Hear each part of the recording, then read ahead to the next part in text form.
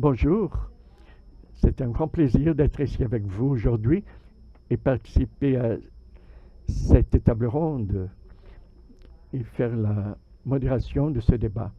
J'ai été très heureuse avec cette invitation du professeur Bosco. C'est très important, il y a autour d'un an à peu près, j'ai vu Miyakoto à Evora qui lançait son dernier livre et j'ai dit, bon, on connaît très peu les auteurs africains des pays africains et c'est une littérature fantastique. Il y a des très bonnes choses, mais on connaît très peu encore. Donc notre rapport doit grandir beaucoup encore. Pour ce panel, le professeur Graciano nous a parlé des thèmes très importants et on se parlait, on disait, ce sont des thèmes très importants parce que c'est le début de tout, c'est l'alimentation. C'est le début de tout pour la vie de n'importe qui. Et il y a plusieurs chiffres qui m'ont impressionné, surtout pour l'insécurité alimentaire, qui est encore très grande. Quand on ne sait pas ce qu'on va manger, si on aura de quoi manger, c'est quelque chose d'inimaginable. Comment c'est de vivre comme ça? Donc le deuxième point, c'est la mauvaise alimentation des ultra-processés. Des choses qui nous influencent sur la santé publique,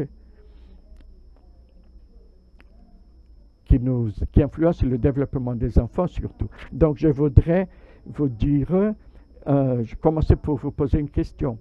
Disons, je commence par le professeur Graciano. Quel est le plus grand défi afin de renforcer cette synergie entre le Brésil et les pays africains? Quel est le grand défi? Au Brésil, on a encore des Brésiliens qui trouvent que l'Afrique, c'est un pays, un seul pays. C'est ce qu'on disait avant. Donc, on va trouver des Brésiliens qui trouvent que l'Afrique, c'est un seul pays, qu'on ne la comprenne pas comme un continent avec plusieurs pays. Donc, je voudrais que vous me dites quel est le plus grand défi pour améliorer cette synergie entre Brésil et Afrique. Professeur, nous pouvons commencer avec vous. Oui, je pense que le Brésil fait une coopération avec l'Afrique il y a assez longtemps, surtout sur ce thème, y compris sur ce thème de la sécurité alimentaire. En 2003, nous avons commencé à mettre en place plusieurs programmes de sécurité alimentaire qui faisaient partie du programme Faim Zéro, des programmes d'alimentation scolaire, par exemple, avec des achats auprès d'agriculteurs familiers, de la famille. Nous avons aussi lancé une carte Faim Zéro pour l'achat d'aliments et après il est devenu le Bolsa Família, le Bourse Famille. C'était d'autres programmes qui ont été développés. Ils ont perdu un peu l'importance pour deux raisons. D'abord pour les ressources, à cause des ressources financières. Les pays africains malheureusement ne montrent pas de possibilité de continuer les programmes qui ont débuté avec la coopération internationale. Donc, ils sont très, très endettés. Et c'est un thème crucial. Qui aide l'Afrique pardonne la dette. Les pays qui sont endettés actuellement n'ont pas les conditions de faire un programme d'alimentation scolaire ou le Bourse Famille. Donc, il y a un mouvement qui s'appelle Drop the Debt, qui est un mouvement qui n'est pas nouveau et qui montre la difficulté, la question de l'endettement des pays africains. En ce qui concerne ces points, pour stimuler encore plus cette synergie Brésil-Afrique, le professeur a présenté que la question de l'endettement africain est un obstacle, n'est-ce pas, professeur? Merci beaucoup. Je vais parler en anglais. J'espère que vous aurez la traduction. Merci, professeur Graciano, pour avoir donné cette conférence incroyable dans le contexte. Nous sommes très honorés d'être ici ce matin. Oui, nous devons être d'accord sur les défis. Nous avons vu cette présentation que the countries. et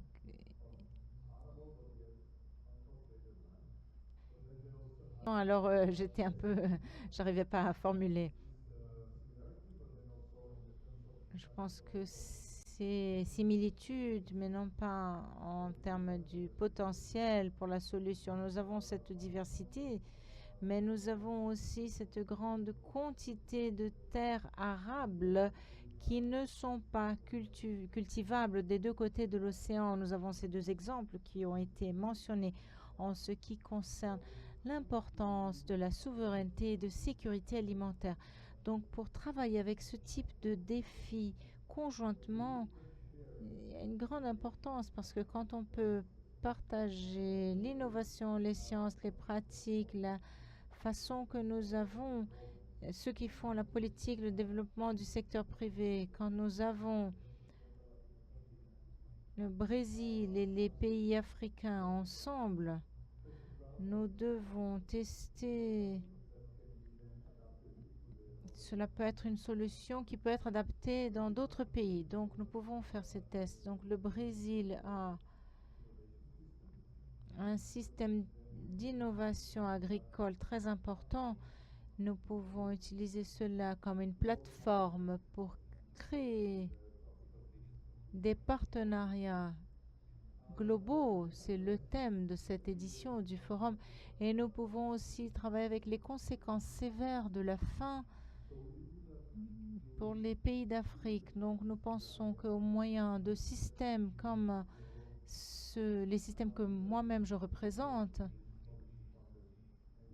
qui ont un réseau de recherche, nous sommes présents dans tous les continents du monde, nous pouvons être les agents de ce type de plateforme et de recherche en sciences en présentant des solutions pour les pays, y compris les pays cités par le docteur Graciano. Donc je suis d'accord. Je pense que c'est en effet une forme d'adresser des solutions à ces problèmes. Je vais attirer l'attention à un programme d'apporter des garçons, des étudiants vers le Brésil avec qui on a fait un entraînement, toute une série d'agendas pour cet échange de technologie et d'innovation. Et en effet, cela est quelque chose qui peut aider beaucoup les deux régions parce que l'agriculture brésilienne est reconnue mondialement grâce à sa productivité, technologie, innovation, mais cet échange de connaissances et de culture entre plusieurs pays aide beaucoup aussi le Brésil. Donc nous allons continuer maintenant. C'est à vous. Nous avons déjà dit donc que le professeur a dit que le grand problème des pays africains sont l'endettement, l'innovation et la technologie. La façon d'adresser cet échange technologique est une forme de faire face à ces défis et je voudrais vous écouter maintenant. Merci beaucoup. Merci aux organisateurs de ce panel. Je vais commencer avec les premiers points. On parle des défis de l'Afrique et je voudrais dire quelque chose. Normalement, on parle de l'Afrique comme un continent de défis, mais je pense aussi qu'il y a beaucoup d'opportunités en Afrique. Et peut-être que nous pourrons en parler d'un de ce. C'est une population croissante en Afrique. 50% de la croissance africaine viennent des continents africains. Ils sont très jeunes et je pense que être africain, par le fait que moi je suis africain, j'ai eu la chance de visiter beaucoup de pays africains et c'est toujours une opportunité d'apprendre avec la population africaine. Sa population est très tournée vers l'innovation. Ils veulent apprendre auprès d'autres pays, d'autres continents, comme le Brésil, par exemple. Et je pense que ça, c'est une grande opportunité. Je pourrais peut-être mentionner quelque chose comme la diversité. C'est très important aussi. C'est une autre dimension. Et pour moi, parler de l'Afrique,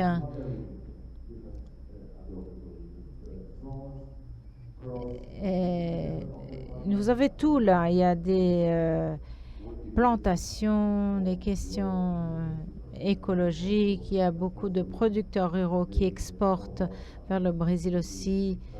Nous avons des petits agriculteurs qui travaillent tous les jours juste pour alimenter leur propre famille. Et même quand nous parlons de changement climatique, je pense encore que les ressources naturelles, de façon générale, nous ne devons pas confondre les différentes réalités en Afrique, mais de façon générale, les ressources africaines en termes de terre, de eau, des exemples au Congo, au Niger et d'autres, nous pouvons stimuler et promouvoir d'autres pratiques agricoles. Mais pour répondre à votre question, je pense qu'en premier lieu, l'expérience brésilienne est très bien connue dans le monde entier. Je pense que d'une façon, le Brésil a un succès, remporte un succès en travaillant avec l'agriculture et la durabilité. Et nous pensons qu'en Afrique, c'est quelque chose qui doit être traité. Nous avons commencé avec la base et la grande question en Afrique maintenant, c'est la dégradation du sol. Du point de vue global, c'est 40% de sols qui sont dégradés, mais en Afrique, c'est 65%. Donc, si vous voulez alimenter la population, Monsieur Da Silva, il y a beaucoup de conflits qui viennent de l'insécurité alimentaire, alimenter les communautés, la population fait toujours, c'est toujours compliqué. Dans le forum de paix à Paris, on peut voir cette question entre agriculture, durabilité et paix. Alors c'est très compliqué. On doit améliorer donc le sol qui est la base pour travailler avec des pratiques agricoles qui travaillent avec l'insécurité alimentaire, la durabilité, parce que l'agriculture est une solution pour les changements climatiques, une solution pour mitiger, pour réduire les impacts climatiques et la technologie aussi, parce que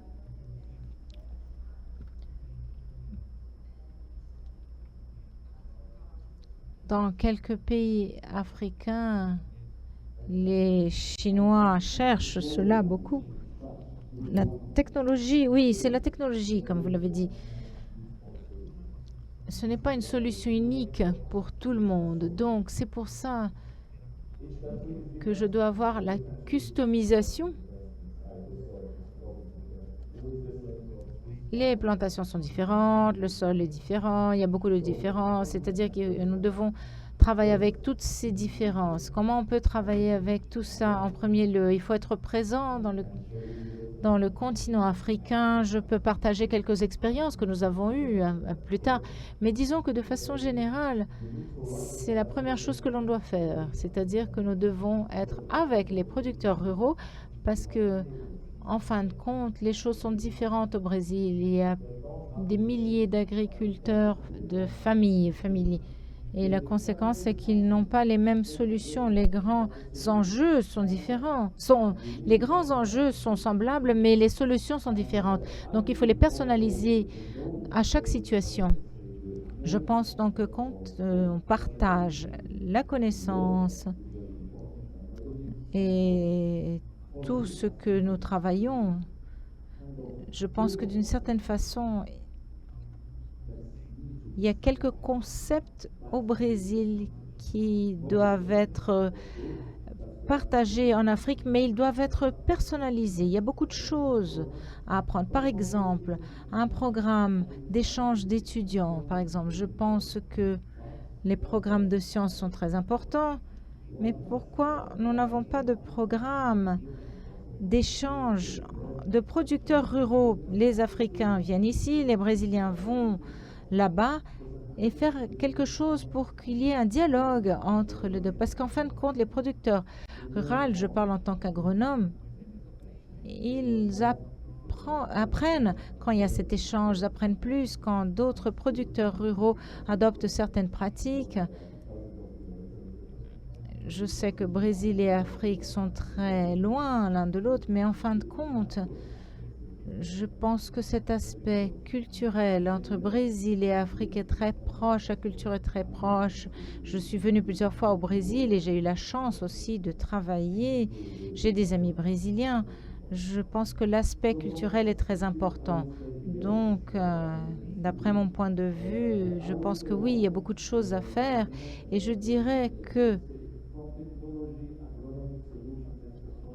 les solutions agricoles, c'est simple. Pour moi, il y a deux choses qui sont plus complexes. La question sociale, avec laquelle on doit travailler, et nous devons nous mettre à la place des producteurs ruraux. Il y a des producteurs ruraux qui adoptent des pratiques et qui prennent des risques, spécialement quand on parle de petits agriculteurs qui prennent des risques pour pouvoir alimenter leur famille ou accompagner les enfants à l'école ou payer des assurances santé ou qui doivent payer des taxes. C'est très difficile pour apporter le changement et permettre la transformation pour ces petits producteurs familiers. Nous devons apprendre d'autres façons. L'aspect social est vraiment très important. Et le deuxième aspect est l'aspect de financement. Ça, c'est le grand problème. Si je suis un producteur agricole et rural en Afrique, je ne vais jamais pouvoir avoir un emprunt. Le plus important, c'est l'adoption de l'innovation par les producteurs ruraux, qui sont ceux qui utilisent ces innovations. Elles ne sont pas pour vous, mais pour les producteurs ruraux. Si on ne crée pas un environnement pour encourager cette adoption à l'échelle, là, nous allons perdre le but avec un impact pour tous les producteurs ruraux. Ok. Je vais vous demander de finaliser. De 2 anos, Table ronde. Il y a 2 ans, j'ai été à Berlin, à un événement qui s'appelle le Dialogue de Berlin, et il n'y avait pas de Brésiliens là-bas. Il n'y avait que des représentants de pays africains. À l'époque, c'était Love Scholz, le Premier ministre, et il se montrait très inquiet avec la présence de la Chine et des pays africains. Il voulait cette approche plus grande, ce rapprochement plus grand. Et j'ai rencontré un ex-ministre argentin et qui disait non, mais le Brésil devait être là. Et pour faire cette relation, nous sommes voisins de pays africains. Donc, il fallait que nous soyons là. Et parmi ces défis, nous avons vu 3 réponses à ces enjeux. Et je voudrais que vous complétiez cette table ronde.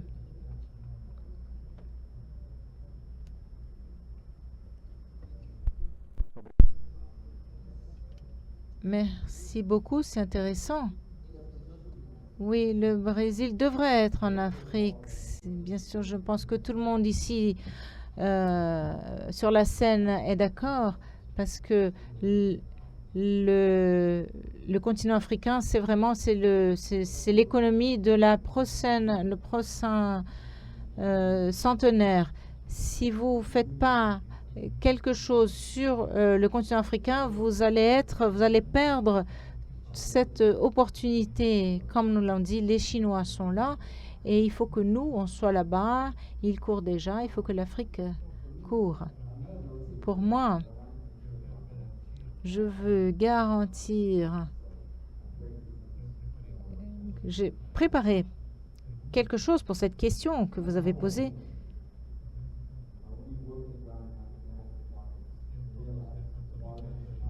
Je suis dans les marchés africains et je vois que vraiment les entonnoirs se trouvent dans l'agriculture.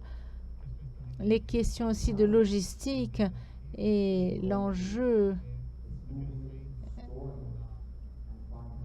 augmente, les obstacles augmentent dans l'alimentation, le stockage et le financement. Je suis d'accord avec vous, beaucoup d'investisseurs disent que nous avons des terres fragmentées, des prix différents et la perception de risque. Mais il y a aussi une opportunité, les retours pour résoudre l'inefficacité quand l'on crée des couloirs logistiques et que l'on a des accords, des instruments de financement, on perd en termes d'échelle. Donc le Brésil a pris des années, cela a pris des années pour que le Brésil passe ça. Le marché africain parvient à faire cela plus rapidement. Si on traite la question de l'aliment comme une stratégie industrielle et non pas une stratégie sociale, tout simplement. Vocês têm alguma pergunta para fazer? Do you have any questions to put here? Pour ajouter quelque chose, je voudrais dire que, par exemple, comment augmenter et développer ce système résilient d'alimentation dans les deux côtés de l'Atlantique. Il faudrait le penser en tant qu'investissement, mais pour le faire, il faut assurer des partenariats publics-privés et une bonne coordination. Et pour cela, pour avoir un marché actif qui fonctionne, il ne faut pas dépendre seulement des récoltes, mais il faut avoir des marchés résilients. Et pour autant, il faut avoir le contexte approprié pour le marché privé, et avoir des certifications de règlements qui doivent assurer ce financement pour ce secteur. Donc, je trouve que nous avons tous les deux cité ce qui est nécessaire. Il faut donc encourager toute cette infrastructure, ce contexte.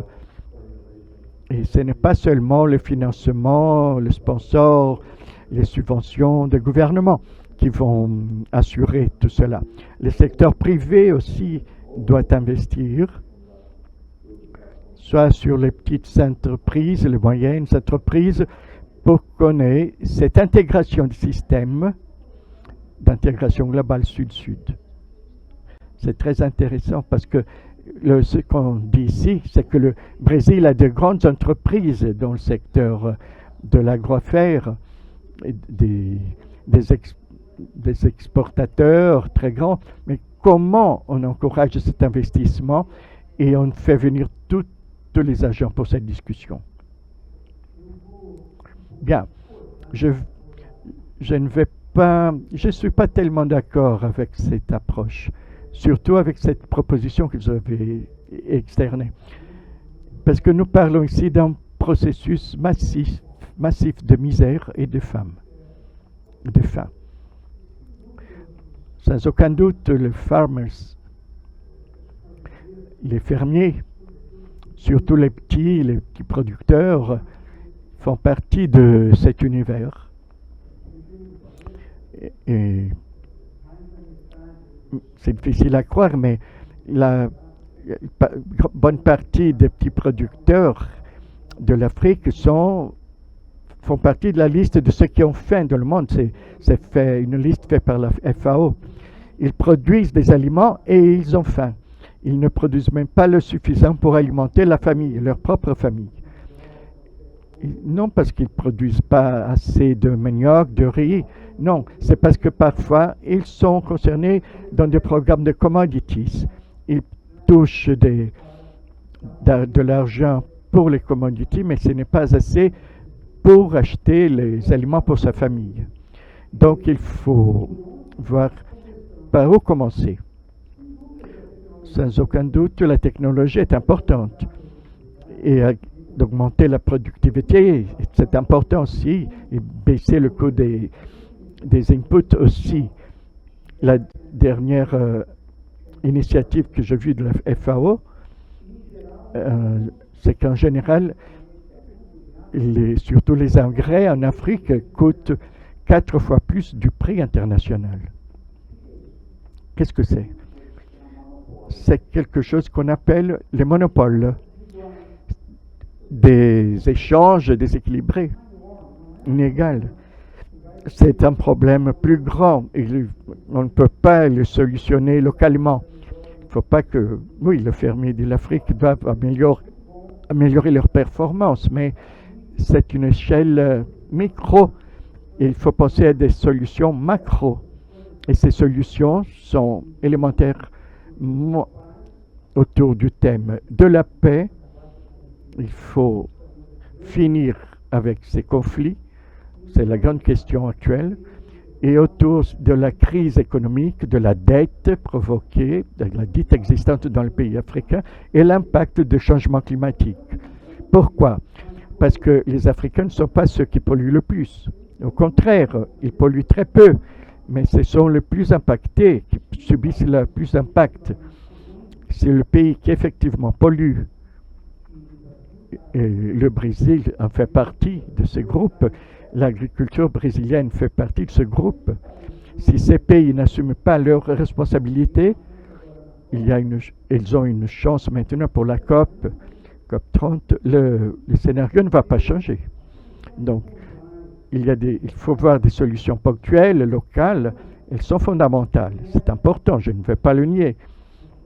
Mais il faut distinguer ce qui vient d'abord, ce qui est la cause et ce qui est la conséquence. On ne va pas résoudre le problème de la faim en Afrique en augmentant la productivité des fermiers africains. Ce n'est pas ça le problème.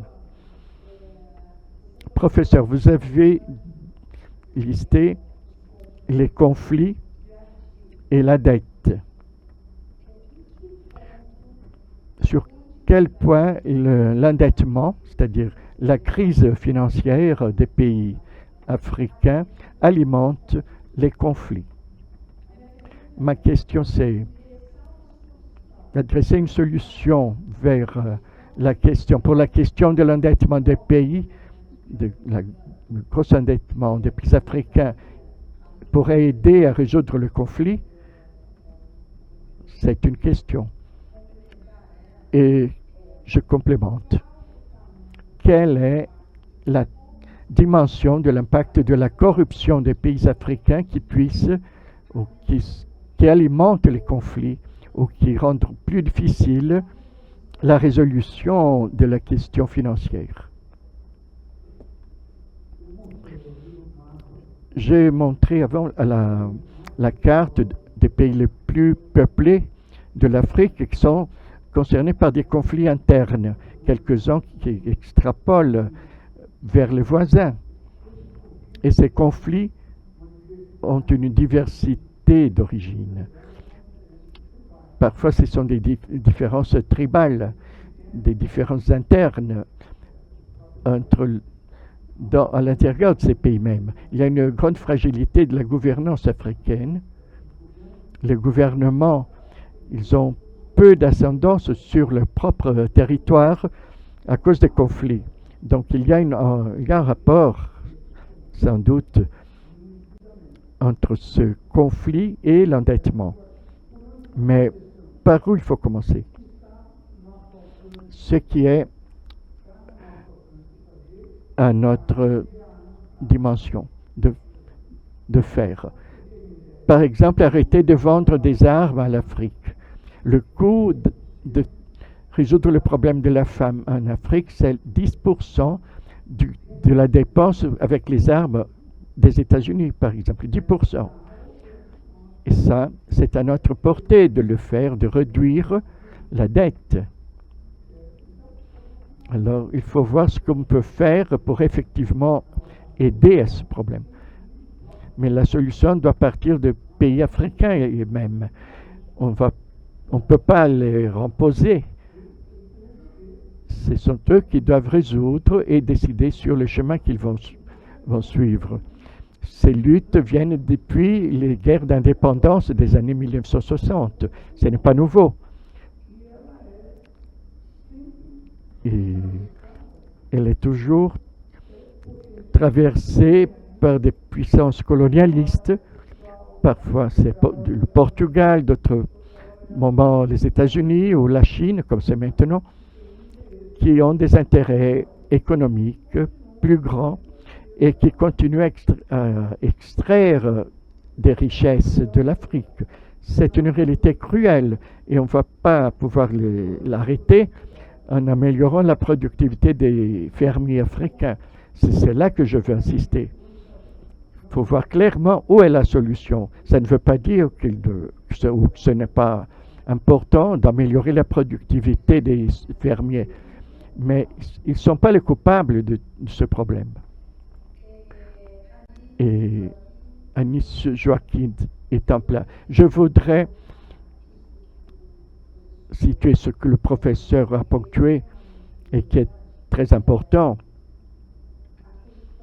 à la question des conflits, c'est-à-dire la question des conflits dans les pays africains. De quelle manière, parce que ce qu'on a vu aujourd'hui, c'est que ces conflits, ils ont un poids plus grand que le manque de productivité pour la question de la production agricole. Donc, de quelle manière il faut orienter cette solution?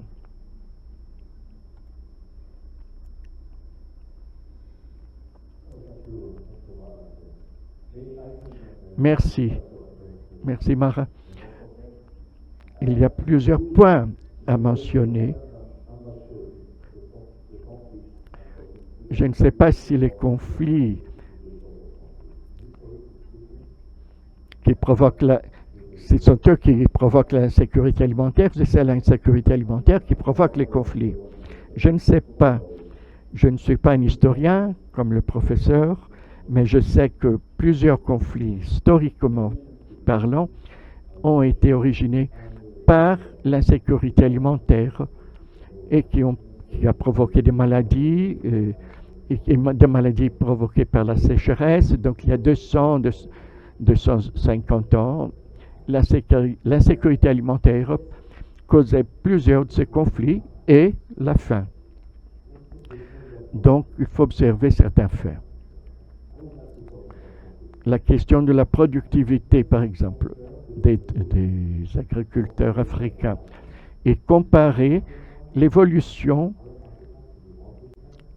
alimentaire en Afrique subsaharienne et en Chine, par exemple. Les 40 dernières années, la production agricole a augmenté, soit en Afrique, soit en Chine. Je ne sais pas exactement combien. Peut-être 2,5% pour la Chine, mais il y a eu une croissance donc. Mais la différence, c'est qu'en Chine, la production continue sur la même région. Et en Afrique, je ne sais pas les chiffres exacts, mais c'est à peu près le double de la surface de production agricole. Mais à la fin, qu'est-ce que cela signifie? Cela signifie que cette production vient d'une extension de terre.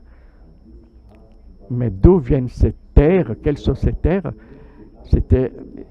Ce sont des terres qui ont été...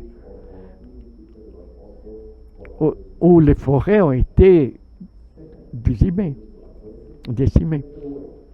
Et on sait que ça provoque des défis climatiques pour l'environnement. On ne peut pas simplement développer et éliminant les forêts pour planter. Le paradigme forestier, ce n'est pas seulement de travailler sur la sécurité alimentaire, mais aussi sur la résilience climatique. Quels doivent être les engrais, par exemple? Quels engrais? Il faut les optimiser. pour, pour les genres de sol adéquats. Comme j'avais dit avant, mais ça c'est la base. Mais le docteur Graziano l'a dit. Parlons sur la production de cacao, par exemple, en Afrique. Et l'Afrique est responsable de 70% de la production du cacao. Et vous savez quelle est la valeur que les agriculteurs africains touchent? Devinez, imaginez, n'importe quel chiffre. Ce n'est pas un examen. C'est 5%. Ces 70%, ils touchent seulement 5% de ce qu'ils produisent pour le cacao. Imaginez, vous êtes un fermier du cacao, mais combien vous avez pour investir sur les innovations et la technologie? Rien. C'est pour cela que nous avons besoin de penser non seulement l'insécurité alimentaire, au changement climatique, mais aussi penser à la pricification, au prix. S'il ne touche pas un prix juste pour ce qu'il produit, il ne va pas arriver à investir. Cela n'arrive pas seulement en Afrique, dans d'autres pays, dans des pays européens aussi, parce que les fermiers, les agriculteurs, on travaille beaucoup, mais on n'arrive pas à toucher le nécessaire pour alimenter nos familles. Ce n'est pas exclusif du continent africain, justement. Donc, il faut assurer un juste prix. Dans certains pays, le coût des grains récoltés et pour transporter la récolte, la valeur augmente de 3 fois. Les chaînes logistiques ont des prix très inégaux. Donc, à la fin, il faut avoir ces solutions pour toute la chaîne. Et il y a d'autres exemples que je pourrais citer, mais il faut travailler sur toute la chaîne de valeur. Donc, on réunit tous les éléments, la mécanisation, les engrais, et aussi, on a aussi une agence de financement, et nous aurons ce qui va acheter le produit du fermier, de l'agriculteur. Il faut donner une garantie que le prix sera juste à la fin de la chaîne. Donc, nous avons certains modèles, des analyses de sol. Donc, on a construit tout un écosystème autour des agriculteurs. On fait des formations pour les agriculteurs. On inclut toute la chaîne de valeur, depuis le financement, les services d'extension, les fournisseurs d'engrais, la logistique. Et là, on va encourager l'agriculteur à produire de manière à avoir un prix juste sur le marché et en ayant les exigences du marché aussi. Donc, il y a plusieurs exemples, mais je sais que nous n'avons pas beaucoup de temps ici, mais une autre chose que l'on fait, c'est nous avons créé ce qu'on appelle la maison de l'agriculteur. Donc là, ils peuvent y venir, se réunir et discuter et échanger leur expérience. Et là, ils peuvent faire des réunions, des échanges, avoir même des laboratoires pour faire des analyses du sol. Un endroit de réunion et analyser les défis et comment ils font face à ces défis. Et nous avons aussi un programme pour former les jeunes des secteurs ruraux sur les pratiques agricoles durables. Avec ces formations, nous leur donnons la possibilité de faire cette connexion avec les agriculteurs et dans tout l'écosystème, avec ces informations, ces recommandations, afin de promouvoir ces pratiques durables. Et on le fait parce que ils ont ce rapport de confiance. Il faut qu'ils aient cette relation de confiance qui est très importante. On n'a pas tellement le temps, mais les gens qui font partie de la même communauté, ils ont ce rapport de confiance avec les agriculteurs. C'est les familiers, les connaissances qu'ils ont. Donc parler d'insécurité alimentaire peut avoir plusieurs approches différentes. Et une autre chose que nous avons souvent oubliée, c'est qu'il y a les récoltes oubliées, ou les récoltes qui n'ont pas tellement d'utilisation. Peut-être le manioc pourrait en faire partie de ces récoltes, mais elles alimentent les personnes. Elles ne sont pas tellement évaluées, mais peut-être quelqu'un aura cet intérêt. Mais en général, les gens n'ont pas l'intérêt de planter ces genres de denrées, ces genres de plantes, qui parfois ont une très bonne résilience au changement climatique et finissent par alimenter cette population.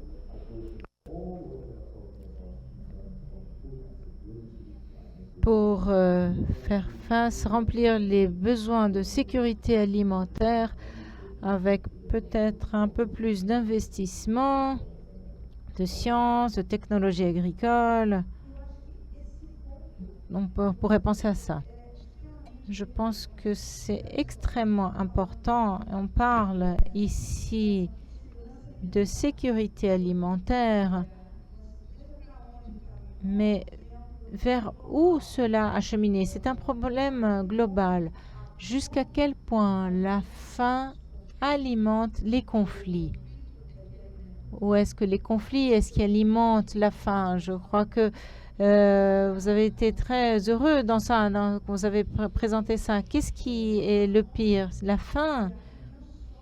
Et non seulement dans les pays africains, mais globalement, ce qui se voit, ce sont des insurgences, des conflits à partir de crises économiques sérieuses qui finissent par terminer dans l'insécurité alimentaire. Donc, c'est un point. Je pense qu'on va cheminer vers la fin de la discussion, mais j'aimerais que vous présentiez pour développer un peu plus afin que l'on ne termine. Je vais parler rapidement. Et peut-être que je ne serai pas très diplomatique, mais en ce qui concerne la sécurité, il y a beaucoup de techniciens ici, heureusement. Ils savent, ils connaissent l'agriculture, la production rurale, tout ça. Il faut parler avec cet homme, surtout en ce qui concerne l'Afrique. Mais ça m'inquiète, cette narrative dominante en ce qui concerne l'Afrique. Quand on parle en termes de sécurité, la mort, la faim, la corruption, ce n'est pas une narrative qui domine le continent. De Nigeria jusqu'à la ville à Cap. Elle impacte l'investissement encore plus. Moi, je viens d'Ouganda. Le Kenya ne nous aime pas beaucoup. Pardon, excusez-moi, c'est des Kenyans ici. Des Kenyans, pardon. Ils ne nous aiment pas beaucoup parce que je pense que nous avons 3 stations, corrigez-moi, nous avons 3 saisons, pardon. Il pleut tout le temps, le sol est fertile, etc. Alors, nous avons tellement de nourriture. Mais mon point ici, c'est que Ouganda, la Somalie, Djouba n'est pas cet enfer que l'on dit. La narrative est très, très compliquée pour les investisseurs. Ils doivent voir le continent. Bien sûr, il y a ses propres spécificités. Qu'est-ce qu'on est en train de faire? Comment on le fait? Mais les terres sûres on a nos défis. Je suis d'accord avec vous, mais les défis existent et ne sont pas partout. Nous savons où ils sont. Nous travaillons en ce qui leur concerne. Merci.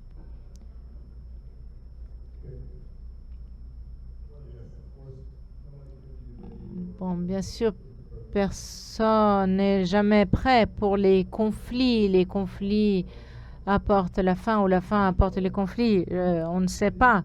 Mais je pense que nous devons investir et cibler sur l'empouvoirment local, la capacité et la formation locale.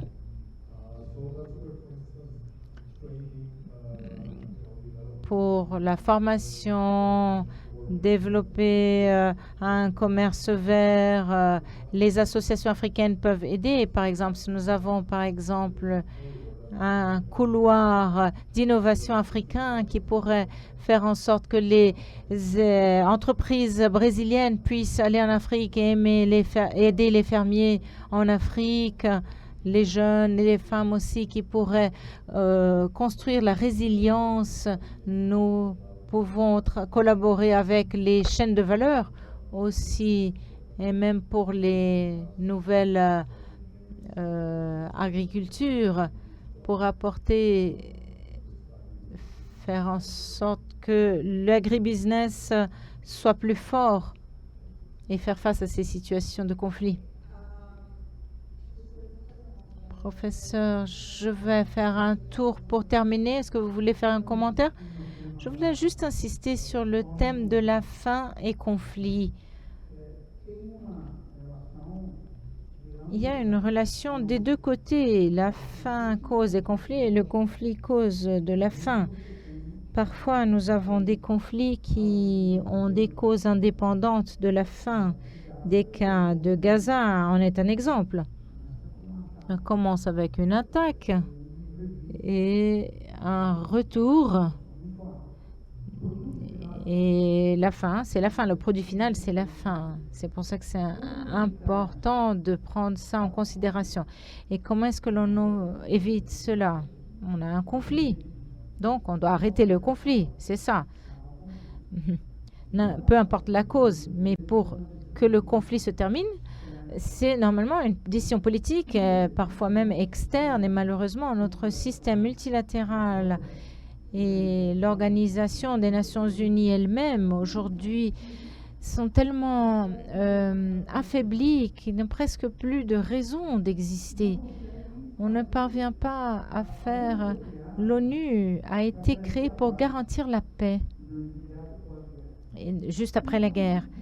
Et elle ne parvient pas à le faire à cause du boycott des grandes puissances. Et vous avez dû voir une visite récente du professeur Ferraioli, un grand juriste italien au Brésil. Il a fait un livre que je recommande beaucoup, qui vient d'être traduit en portugais, qui s'appelle « Pour une constitution de la Terre », qu'il propose. Il commence au tout début, la première page, il dit « Nous avons créé un système multilatéral où il y a le premier paragraphe qui est créé avec l'adhésion volontaire des pays. Le deuxième paragraphe dit « Chaque pays maintient sa souveraineté », c'est-à-dire ils font ce qu'ils veulent. Alors, ça ne pourrait pas marcher si on commence comme ça. C'est sur l'ADN du système international aujourd'hui que le multilatéralisme ne fonctionne pas. Donc, nous devons changer ça. Et je présente ça toujours d'une question macro parce qu'on commence à trouver des solutions micro qui marchent et qui devaient être multipliées et valorisées. Par exemple, améliorer les assurances des fermiers. C'est une bonne solution. Mais en économie, il y a ce qu'on appelle le temps de Keynes, de John Maynard Keynes, keynésien, un grand économiste. Il disait, à long terme, nous serons tous morts. On doit voir si cette solution arrive avant le temps keynésien. Et plusieurs fois, les solutions que l'on propose pour en finir avec le conflit, avec la faim, etc., sont plus grands que le temps keynésien. Cette propagation de cas par cas, c'est un temps keynésien qui est impossible d'accomplir. Nous devons trouver des solutions massives pour en finir avec la faim. Bon, nous allons finaliser et j'aimerais que chacun de vous fasse une conclusion du panel, parce que malheureusement, notre temps est fini. Est-ce qu'on peut commencer avec vous?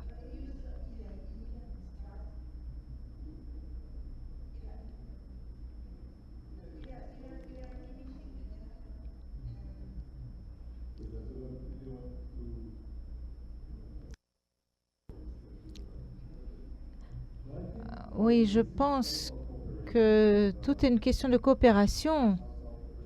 Et une coopération sud-sud n'est pas nouvelle. On essaye d'encourager tout cela.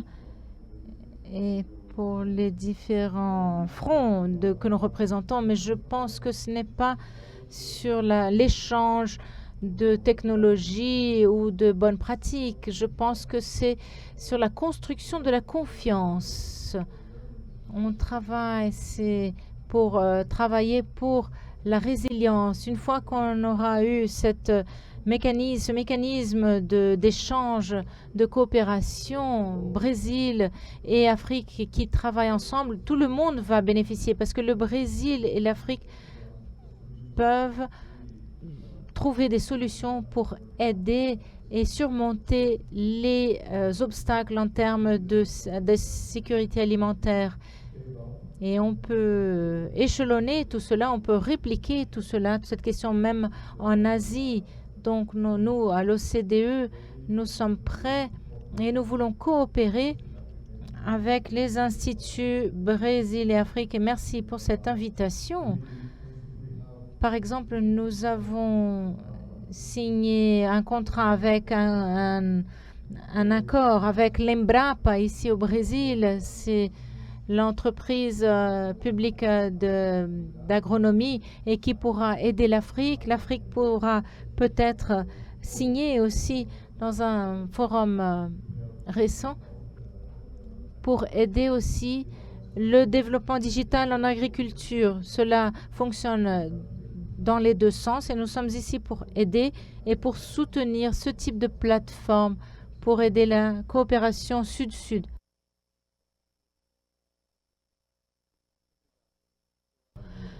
Je pense que le partenariat est le mot-clé et je pense que l'on ne peut pas les oublier. Donc, le nom partenariat, c'est large. Alors, si on dépendant du type de partenariat, on doit vraiment cibler sur les points ce que l'on fait, parce que sinon, on ne pourra pas adopter d'une échelle trop large toutes ces questions. On doit vraiment cibler sur les besoins des fermiers. Je pense que Joaquin a montré des bons points. L'exemple avec Embrapa, c'était ce qu'on est en train de faire, ce que Embrapa est en train de faire au Brésil, c'est un bon exemple. Donc je pense que ça pourra être un cas concret de coopération sud-sud entre l'Afrique et le Brésil. C'est vraiment l'expérience de l'Embrapa est très incroyable au Brésil et je suis sûre que le continent africain a beaucoup à apprendre avec Embrapa. Peut-être, je pense dans le futur aussi parce qu'on sait ce qui s'est passé. On pense peut-être ce qu'on peut faire. Donc, on va penser dans le futur. On peut commencer avec les pilotes parce que, en fin de compte, pour être honnête, ça fait 25 ans que je travaille dans le continent africain, beaucoup d'initiatives, beaucoup de projets, mais l'adoption des droits est très lente. Donc, je pense que peut-être des accessoires concrets que l'on pourrait utiliser et cibler pour d'autres catégories. Mais je voudrais dire que, outre cela, on doit nous penser dans le futur. Avec les changements climatiques, les conflits et l'insécurité de la faim sera, je ne trouve pas le bon mot, beaucoup plus sévère, plus intense, disons. Et ça, c'est un grand défi auquel nous devons faire face. On voit ce qui se passe, mais nous avons aussi les situations à venir et nous ne pouvons pas prévoir tout ce qui viendra. Donc, nous devons faire face à la résilience. Nous devons avoir une résilience climatique. Nous devons diminuer cette question, faire la mitigation de cela. Et ce que Joaquin a dit, c'est vraiment, ce sont les composants clés. Je dirais, il faut vraiment anticiper ce qui va se passer, ce qui pourrait se passer. Et la dernière chose, j'essaie toujours de me mettre à la place des fermiers. Donc, quand on parle des chênes, on demande aux fermiers aussi qu'ils développent des services additionnels, c'est-à-dire les systèmes les écosystèmes, services d'écosystèmes.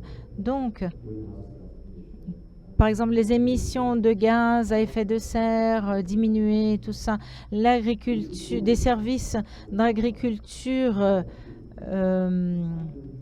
écologique. Mais moi, comme en tant que fermier, pourquoi est-ce que je devrais investir sur ça? J'investis cela qui a un impact sur tout le monde, globalement. Donc, cette régulation, le séquestre de carbone, tout ça, mais c'est compliqué. Il faut vraiment donner le pouvoir et encourager tout ça aux fermiers afin qu'ils aient envie de travailler sur ces questions de diminution d'émissions de gaz carbonique et de gaz à effet de serre. J'étais très content de participer de ce panel. Merci beaucoup de l'invitation et des discussions. Le dialogue va continuer entre nous, entre les fermiers et entre les scientifiques et entre les organisations internationales et le pouvoir privé et public. Templa, c'est à vous. Je vais être rapide. Je suis tout à fait d'accord avec vous. Nous avons besoin de plus de partenariats. Merci de m'avoir avec vous. Il est temps de discuter les relations entre le Brésil et l'Afrique. Ce que l'on peut faire maintenant, tout le monde veut conclure beaucoup plus de marchés entre le Brésil et l'Afrique. Et nous voulons faire chaque fois plus de partenariats. Merci. Bon, nous avons terminé. Nous sommes parvenus à ne pas trop dépasser la conversation. Je veux vous remercier beaucoup de cette conversation. Vous avez pu écouter de personnes qui travaillent il y a 25 ans avec l'Afrique et qui connaissent très bien la région. Beaucoup de défis. Professeur, merci. Merci aux autres panélistes. Merci beaucoup. Merci beaucoup aux participants du début des panels, des sessions plénières. Merci à tous les conférenciers de nous avoir ici. Je voudrais demander que vous vous rapprochiez pour une photo du panel. Est-ce que c'est possible? Merci beaucoup. On va faire la photo du panel qui a apporté plusieurs idées afin que l'on puisse terminer le premier tour du premier jour du Forum Afrique 2025. Donc, nous sortons d'ici plus inspirés pour la programmation à venir. Et merci beaucoup de la participation à cette session. Nous avons terminé cette première partie du Forum Afrique 2025. Nous allons continuer maintenant déjeuner.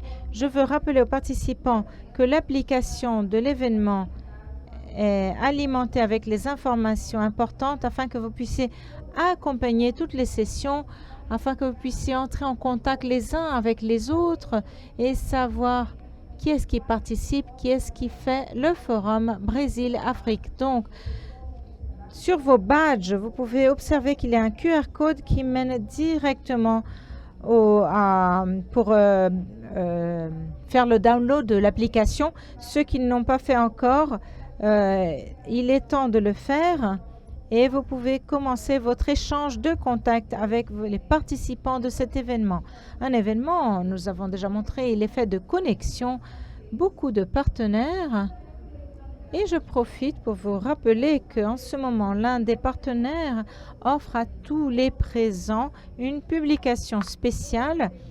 Vous qui êtes ici avez reçu dans vos sacs un exemplaire du livre Le Brésil et l'Afrique, les notions du Brésil et l'Afrique pour la connexion du futur.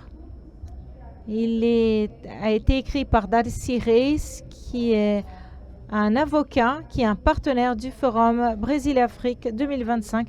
Et nous remercions le soutien pour l'organisation de cet événement. Donc, la reconnaissance à l'un des partenaires de cette édition. Comme nous l'avons annoncé, nous sommes arrivés à la fin de ce premier tour. Nous allons maintenant déjeuner et nous reprendrons à 14 h dans cette même salle pour continuer la programmation du Forum Brésil et Afrique. Merci à tous et bon déjeuner.